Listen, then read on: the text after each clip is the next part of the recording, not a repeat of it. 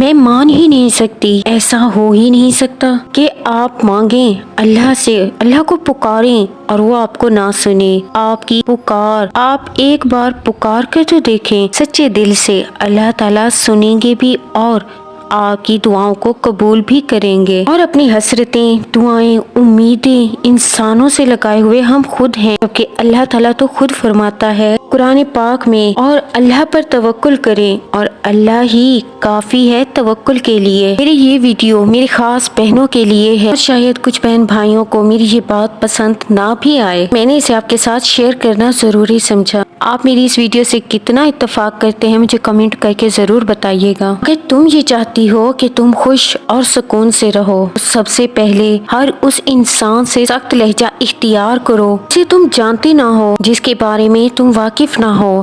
ہاں یہ بھی ہے کہ کچھ بہنیں یہ سوچ رہی ہوں گی کہ میں تو 2-4 بار بات کر چکی ہوں، میں تو جانتی ہوں بہت اچھا ہے۔ تم اصل میں میٹھے لہجوں پر نرم پڑ جانے والی ہو، تم بہت ہی معصوم ہو، نہیں جانتی کہ یہ دنیا کیسی ہے۔ میں یہ بھی نہیں کہتی کہ سب ایک جیسے ہوتے ہیں، ایسا نہیں ہے، دنیا اچھے لوگوں سے بھی بھری ہوئی ہے، ابھی تو محبت کو نکاح کے مقام تک لے آتے ہیں، اچھے اور برے دونوں پائے جاتے ہیں، لیکن تم نہیں جانتی، لیکن تمہیں اس کی پہچان کرنی ہوگی۔ صرف اس انسان سے نرم رہو جو محافظ ہو، تمہاری عزت کا محافظ ہو، تمہارے کردار کا محافظ ہو۔ ہر ہنس ہنس کر بات کرنے والا تمہارا سگا نہیں ہوتا، تمہارا ہمدرد نہیں ہوتا، تمہارا محافظ نہیں ہوتا۔ تمہیں خود کو خود پروٹیکٹ کرنا ہوگا۔ اگلا کس سوچ سے بات کر رہے ہیں تم نہیں جانتی، تمہیں دھیرے دھیرے کس جال میں، کس دلدل میں ڈالا جا رہا تم نہیں جانتی۔ پتہ ہے کیوں؟ کیونکہ تم بہت معصوم ہو، تمہارا دل صاف ہے، تم مخلص ہو، اس لیے تمہیں دوسری کی اندر کے کھوٹ کو سمجھ نہیں سکتے۔ افسوس کی بات یہ ہے کہ جب سمجھ آتی ہے پتہ ہے کیا ہوتا ہے، تب تک تم پر ایک ٹیگ لگ چکا ہوتا ہے۔ میں یہ نہیں کہتی کہ محبت نہ کرو، محبت تو ایک انمول تحفہ ہے جس پر کسی کا اختیار نہیں ہوتا۔ اللہ کا قرآن تو کہتا ہے، ذرا غور سے سنیں، بات ہے سمجھنے کی۔ جب کوئی عورت پسند ہو تو اس سے نکاح کر لو۔ دیکھیں یہاں میں غور کیا کرنے کو کہہ رہی ہوں، یہاں اللہ تعالیٰ نے 2 باتیں بتائی ہیں ہمیں۔ اللہ تعالیٰ ہمیں پسند کا اختیار بھی دے رہا ہے، لیکن اس کے ساتھ وہ ہمیں یہ نشانی بھی بتا رہا ہے کہ اگر تمہیں وہ پسند ہے تو نکاح کرو، اسے جائز، اسے حلال بناؤ، نہ محرم سے تعلق نہ رکھو، اسے محرم بناؤ اپنا۔ جو شخص آپ سے سچی محبت کرتا ہوگا آپ کو آپ کی عزت کی حفاظت کرے گا، آپ سے نکاح کرے گا۔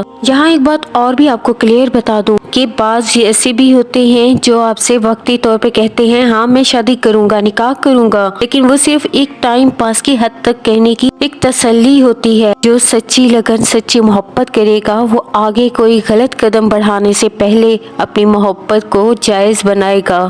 ماشاءاللہ دیکھیں کتنا کلیئر بتایا ہے نا، لفظ بھی پسند کا استعمال کیا اللہ تعالیٰ نے، اس لیے اپنی محبت کو، جو شخص آپ سے مخلص ہے، آپ کا محافظ ہے، وہ باقاعدہ نکاح کی بات کرے گا۔ اگر بات بن جائے ٹھیک، اگر نہ ہو تو پیچھے ہٹ جائیں اور اپنے اللہ پر چھوڑ کر معاوضے کا انتظار کریں، بس دعا کریں، سچے دل سے مانگیں، تمہارے لیے بہترین کے وسیلے بنائے گا۔ کہ ایسی محبت کیا خوب محبت ہوگی جس میں اللہ کی رضا ہوگی، یہ بات سمجھنے والے سمجھ جائیں گے۔ یہ بھی سوچ رہے ہوں گے کہ یہ کیا بات ہوئی، میرے پاس بہت سی بہنوں کے ایسے کیسز آتے ہیں جنہوں نے محبت کے نام پر بہت بڑے دھوکے کھائے ہیں، اپنی لائف کو تباہ کر لیا، لیکن میں یہاں انہیں مینشن نہیں کروں گی، انہوں نے اپنی پرائیویسی کا کہا گیا۔ یہ ویڈیو بھی میں اس وجہ سے بنا رہی ہوں کیونکہ مجھے بہت ساری بہنوں نے اس ٹاپک پر ویڈیو بنانے کے لیے کہا کہ وہ خود ایک دھوکے سے گزر کر آپ کے لیے، کیونکہ وہ خود ان دھوکوں سے گزر چکی تھی اور نہیں چاہتی تھی کہ ان کی کوئی اور بہنیں بھی اس دھوکے میں آئیں، چاہے اس کے کہ یہ ٹیگ لگے۔ یہ ٹیگ لگانے میں تمہارے دوست، تمہارے گھر والے، تمہارے آس پاس والے سب شامل ہوتے ہیں، تم سچی ہی کیوں نہ ہو، تم مخلص ہی کیوں نہ ہو۔ میری پیاری بہنوں، اس افسوس تک خود کو لانے سے بچاؤ، تم ہوا کی بیٹی ہو، تمہیں پتہ ہونا چاہیے کہ سب اچھے نہیں ہوتے۔ تم یہ خود پر فرض کر لو کہ نامحرم سے سخت لہجہ رکھنا ہے، اپنے اوپر حرف نہ آنے دو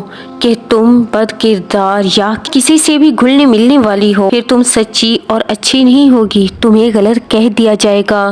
اور جانتے ہو جب ایک بار تہمت لگ جائے نا تو اس سے صدیاں لگ جاتی ہیں صاف ہونے میں، مٹنے میں، بھولنے میں۔ تمہارے لیے مریم اور یوسف علیہ السلام کا واقعہ کافی ہے۔ یہ الزام لگانے والا پاک اور بدکردار نہیں دیکھتا، اسے الزام لگانا ہے اور تمہارے پر کتابیں لکھنی ہیں، اس لیے اپنے لہجے کو اپنا ہتھیار بنا لو اور اپنی زندگی کو پرسکون کر لو۔ دیکھو سب بہتر سے بہترین ہو جائے گا انشاءاللہ۔ کچھ بہن بھائی یہ سوچ رہے ہوں گے اور اکثر مجھ سے یہ سوال میرے بہن بھائی کرتے بھی ہیں، اس نامحرم کے لیے محبت بھی تو دل میں اللہ ڈالتا ہے نا؟ تو پتہ ہے جب کوئی کہتا ہے کہ فلاں شخص کی محبت اللہ نے ڈالی ہے تبھی تو ہمیں ہوئی ہے، تو دیکھیں اللہ نے تو نامحرم کو دیکھنے سے بھی منع فرمایا ہے، تو آپ نے کیوں دیکھا؟ اللہ نے بلا ضرورت بات کرنے سے روکا تو کیوں بات کی؟ جب شیطانی دروازے ہم خود کھولیں گے تو اللہ کو بلیم کیوں دے رہے؟ کیوں کہتے ہیں ہاں اللہ تو ہمیں ایک شخص نہیں دے سکتا؟ یہ شخص سارے کام اللہ کے اذن سے ہوتے ہیں، مگر اس نے کچھ اختیارات آپ کے ہاتھ میں بھی دے دیے ہیں، ان کا صحیح یا غلط استعمال آپ نے خود کرنا ہے۔ آپ ضرور کریں محبت کے حصول،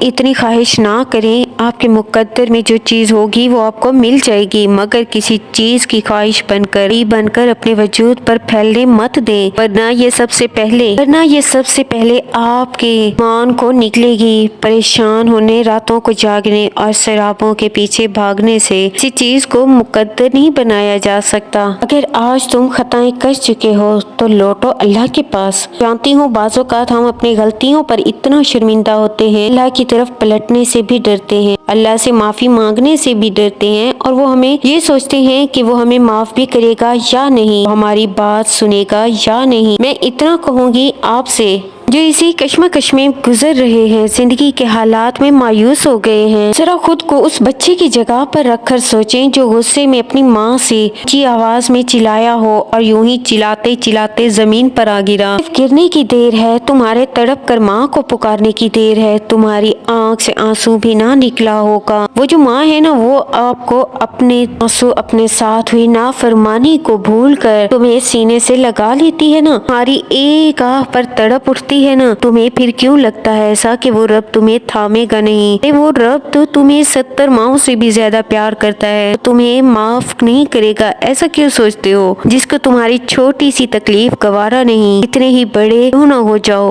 اللہ کے لیے ہمیشہ بچے رہتے ہو تو اپنے رب کے پاس تمہارا ندامت کا ایک آنسو تمہاری دعاؤں پر کن کروائے گا، وہ تمہیں بے یار و مددگار نہیں چھوڑے گا۔ دیکھیں میں جانتی ہوں آپ کے لیے اتنا آسان نہیں ہوگا اس نامحرم سے ریلیشن شپ کو ختم کرنا۔ وہ شخص جس نامحرم کو آپ اپنی زندگی سمجھتے ہیں، صبح اٹھ کر گڈ مارننگ اور رات کو گڈ نائٹ، اس سے اتنی محبت کرتے ہو کہ روز بات نہ کرو تو کچھ اچھا نہیں لگتا، لیکن پتہ ہے آپ کو یہ محبت سے زیادہ آپ کی عادت بن چکی ہے، آپ نے اس نامحرم کو اپنی عادت بنا لیا ہے، اور پتہ ہے عادت کو جب تک پورا نہ کیا جائے تب تک سکون نہیں ملتا، بے چینی، بے قراری، نشے کی سی حالت۔ نکالیں خود کو اس حرام ریلیشن شپ سے اور حلال کی طرف لے آئیں۔ اپنی جوانی آپ کو اس حرام ریلیشن شپ کے بغیر بور لگ رہی ہوگی، اصل میں ہم نے اپنی زندگی کو دلوں کو بھر لیا نامحرم کی محبت سے، اس کی محبت کی جگہ بچی ہی نہیں، اور لیکن یقین کریں محبت جہاں ایک خوبصورت پاکیزہ رشتہ ہے نا، اسے آپ نے دھیرے دھیرے اپنے ایمان کو نکلنے کا ذریعہ بنا دیا۔ اگر اس میں اللہ کی رضا کو شامل نہیں کریں گے تو یہ آپ کو ذہنی مریض بنا دے گی۔ شاید میری باتیں آپ کو بری لگ رہی ہوں گی،